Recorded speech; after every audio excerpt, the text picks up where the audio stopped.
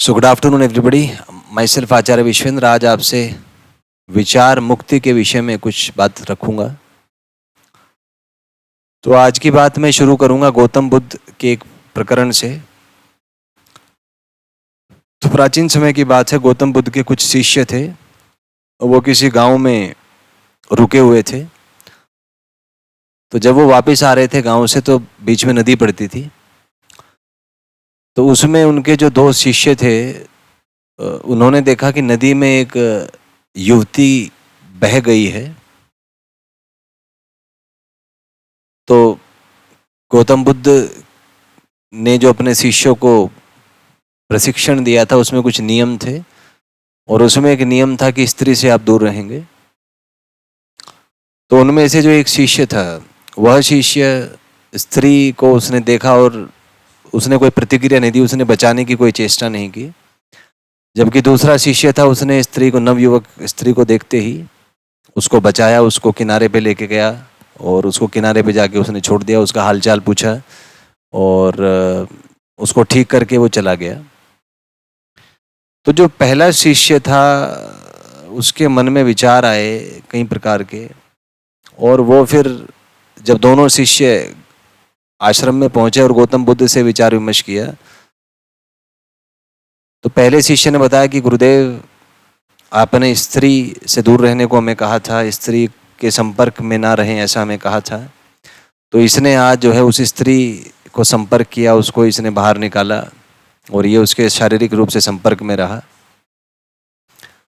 तो गौतम बुद्ध बोले कि बेटा, ये तो जब तक उसके शारीरिक संपर्क में था इसने तो एक कार्य किया, और ये मात्र 2 मिनट के लिए उसके संपर्क में रहा, लेकिन तुम्हारा मन तब से लेके अब तक उसी स्त्री में उलझा हुआ है। उसी स्त्री के विचार तुम कर रहे हो और तुम्हारा मन उसी स्त्री के विचारों में उलझा है। तो मेरे ख्याल से अब आप इन दोनों का अंतर समझ पा रहे होंगे। प्रत्यक्ष काम करना विचारहीन होता है, उसको में विचार की आवश्यकता नहीं है। तथा मैंने अनुभव किया है कि मन को जो विचार आते हैं आप उन्हें रोकने का प्रयास करते हैं, और जितना अधिक आप विचारों को रोकेंगे उतनी अधिक आसक्ति आपको उनमें उत्पन्न होगी। तो एक तो तरीका ये है विचार मुक्त होने का कि मान लो आप जिस चीज का विचार आपको आया, आप उसको एक बार प्रत्यक्ष करके देख लें और उस कार्य को करते समय वर्तमान स्थिति में रहें। स्वयं आकलन करें कि मन की जो आसक्ति है इस विषय में, क्या वाकई में उसका कोई महत्व भी है या ये केवल एक भटकाव है।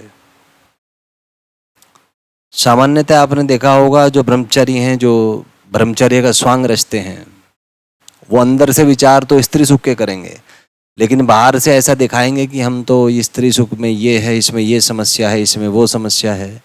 तो अंदर से कुछ और हैं, बाहर से कुछ और होना चाहते हैं, बाहर से कुछ और ढोंगी चोले वो ओढ़ लेते हैं।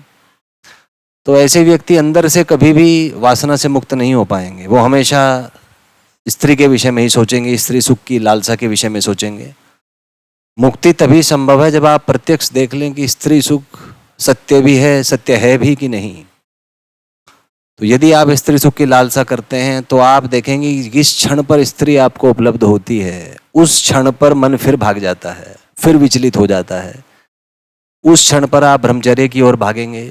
जब स्त्री उपलब्ध है, जब आप स्त्री सुख के लिए तत्पर हैं, जब वो क्षण आएगा उस क्षण पर भी मन भाग जाता है, तब वो कुछ और आपको ब्रह्मचर्य के विषय में बताएगा, वहां भगाएगा। तो चंचलता मन की प्रकृति है। मन ऐसे विषयों में सुख खोजता है जो नहीं है, जो है उसको वो निरर्थक लगता है। तो ये आप प्रत्यक्षीकरण कर सकते हैं कि मन की आसक्ति अभाव में है, जो नहीं है उसमें मन आसक्ति रखता है और सोचता है कि यदि यह मेरे पास होता तो कितना आनंद आता। मान लीजिए कोई व्यक्ति निर्धन है, उसके पास धन नहीं है, तो उसका मन हमेशा आकांक्षा करेगा कि यदि धन होता तो मैं कितने आनंद में रहता। परंतु जब वह धन एकत्रित कर लेगा तो उस धन का कोई महत्व नहीं है। तब मन कुछ और तरकीबें निकालेगा, कोई और ऐसा कारण खोज लेगा जिससे जीवन में अपूर्णता का एहसास हो पाए, और यह प्रक्रिया संपूर्ण जीवन चलती रहेगी। आप जीवन में किसी भी क्षेत्र में हो, जो मैंने अनुभव किया है, मन हमेशा हमें उस विषय के बारे में बताएगा जो अभी हमारी चेतना के अनुभव में नहीं है।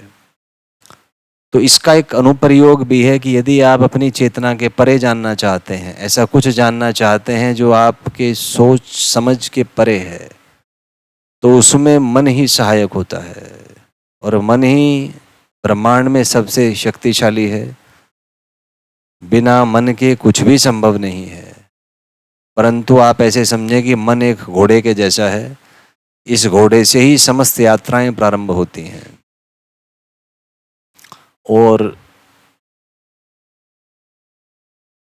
उसके बिना कुछ भी संभव नहीं है। परंतु यदि उसकी दिशा निर्दिष्ट नहीं है तो कुछ भी आप प्राप्त नहीं कर पाएंगे।